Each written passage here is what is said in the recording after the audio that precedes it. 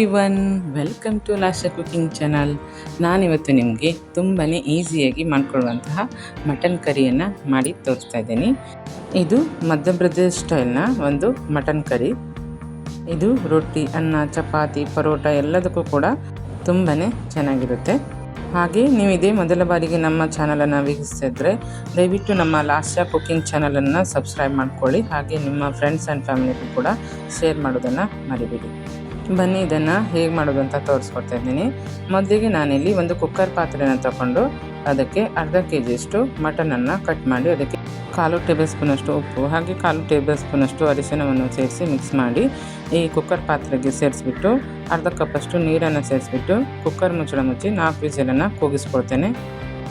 Next ಇಲ್ಲಿ ಒಂದು ಪಾತ್ರೆಯನ್ನು ತಗೊಂಡು 4 ಟೇಬಲ್ ಸ್ಪೂನಷ್ಟು ಎಣ್ಣೆಯನ್ನು ಸೇರಿಸ್ಬಿಟ್ಟು ನೆಕ್ಸ್ಟ್ ಅದಕ್ಕೆ 4ರಿಂದ 5 ಈರುಳ್ಳಿಯನ್ನು ಕಟ್ ಮಾಡಿ ಹಾಕಿದ್ದೇನೆ. ಹಾಗೆ ಅದ್ರ ಜೊತೆಗೆ 1/4 ಟೇಬಲ್ ಸ್ಪೂನಷ್ಟು ಉಪ್ಪನ್ನು ಕೂಡ ಸೇರಿಸ್ಬಿಟ್ಟು ಫ್ರೈ ಮಾಡಿಕೊಂಡು ನೆಕ್ಸ್ಟ್ ಅದಕ್ಕೆ ಕಟ್ ಮಾಡಿರುವಂಥ 2 ಟೊಮೆಟೊವನ್ನು ಕೂಡ ಫ್ರೈ ಮಾಡಿಬಿಟ್ಟು ಮುಚ್ಚಿಡ್ತೀನಿ.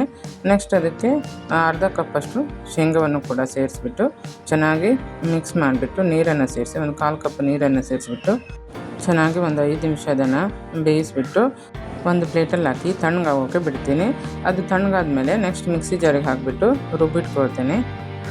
ನೆಕ್ಸ್ಟ್ ನಾನು ಅದೇ ಪಾತ್ರೆಗೆ ಮತ್ತೆ 4 ಟೇಬಲ್ ಸ್ಪೂನಷ್ಟು ಎಣ್ಣೆಯನ್ನು ಸೇರಿಸಿ 4ರಿಂದ 5 ಲವಂಗ ಹಾಗೆ 2 ಸ್ಟಾರ್ ಫೂಲನ್ನು ಕೂಡ ಸೇರಿಸಿದ್ದೀನಿ.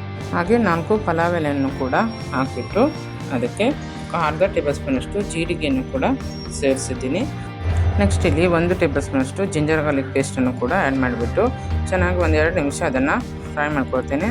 ಫ್ರೈ ಮಾಡ್ಕೊಂಡಾದ ನಂತರ ನಾನು ಅದಕ್ಕೆ 2 ಟೊಮೆಟೊವನ್ನು ಕಟ್ ಮಾಡಿ ಮಿಕ್ಸಿ ಜಾರಿಗೆ ಹಾಕಿಬಿಟ್ಟು ಪ್ಯೂರಿ ಮಾಡಿ ಅದನ್ನು ಕೂಡ ಇಲ್ಲಿ ಸೇರಿಸಿದ್ದೀನಿ. ಹಾಗೆ ನೆಕ್ಸ್ಟ್ ಇಲ್ಲಿ ನಾನು ಒಂದು ಮಿಕ್ಸಿ ಜಾರಿನ ತಗೊಂಡು ಅದಕ್ಕೆ 4 ಹಸಿಮೆಣಸು ಹಾಗೆ 1 ಹಿಡಿಯಷ್ಟು ಕೊತ್ತಂಬರಿ ಸೊಪ್ಪು, 1 ಹಿಡಿಯಷ್ಟು ಪುದೀನ ಸೊಪ್ಪು ಹಾಗೆ ಜಜ್ಜಿಕೊಂಡಿರುವಂತಹ ಬೆಳ್ಳುಳ್ಳಿ ಮತ್ತು ಶುಂಠಿಯನ್ನು ಕೂಡ 1 ಗಡ್ಡೆ ಬೆಳ್ಳುಳ್ಳಿ ಹಾಗೆ ಅರ್ಧ ಇಂಚಷ್ಟು ಶುಂಠಿಯನ್ನು ಕೂಡ ಹಾಗೆ ಫ್ರೈ ಮಾಡ್ಕೊಂಡಿರುವಂಥ ಈರುಳ್ಳಿಯನ್ನು ಕೂಡ 1 ಕಪ್ಪಷ್ಟು ಸೇರಿಸ್ಬಿಟ್ಟು ನಾನಿಲ್ಲಿ ಮಿಕ್ಸಿ ಜಾರಿಗೆ ಹಾಕಿಬಿಟ್ಟು ಚೆನ್ನಾಗಿ ಪೇಸ್ಟ್ ಮಾಡ್ಕೊಳ್ತೀನಿ. ಇದನ್ನು ಕೂಡ ನಾನು ಮಟನ್ಗೆ ಸೇರಿಸ್ಕೊಳ್ತೀನಿ. ನೋಡಿ, ಇದನ್ನು ಕೂಡ ನಾನೀಗ ಮಟನ್ಗೆ ಸೇರಿಸ್ಬಿಟ್ಟು ಸುಮಾರು 1 ಟೇಬಲ್ ಸ್ಪೂನಷ್ಟು ಅಚ್ಚ ಖಾರದ ಪುಡಿಯನ್ನು ಕೂಡ ಸೇರಿಸ್ಕೊಂಡು ಸ್ವಲ್ಪ ಒಂದು ಅರ್ಧ ಕಪ್ಪಷ್ಟು ನೀರನ್ನು ಸೇರಿಸಿ ಚೆನ್ನಾಗಿ ಕುದಿಯೋಕ್ಕೆ ಬಿಡ್ತೀನಿ. ನೆಕ್ಸ್ಟ್ ಅದಕ್ಕೆ ನಾನು ಮಟನ್ ಮಸಾಲವನ್ನು ಕೂಡ 1 ಟೇಬಲ್ ಸ್ಪೂನಷ್ಟು ಸೇರಿಸ್ಬಿಟ್ಟು ಅದನ್ನು ಕುದಿಯೋಕ್ಕೆ ಬಿಡ್ತೀನಿ. ನೆಕ್ಸ್ಟ್ ಅದು ಚೆನ್ನಾಗಿ ಫ್ರೈ ಆದ ನಂತರ ಉಬ್ಕೊಂಡಿರುವಂತಹ ಈರುಳ್ಳಿ, ಟೊಮೆಟೊ ಹಾಗೆ ಶೇಂಗಾದ ಪೇಸ್ಟನ್ನು ಕೂಡ ನಾನು ಇದಕ್ಕೆ ಗ್ರೈಂಡ್ ಮಾಡಿ ಹಾಕಿದ್ದೀನಿ.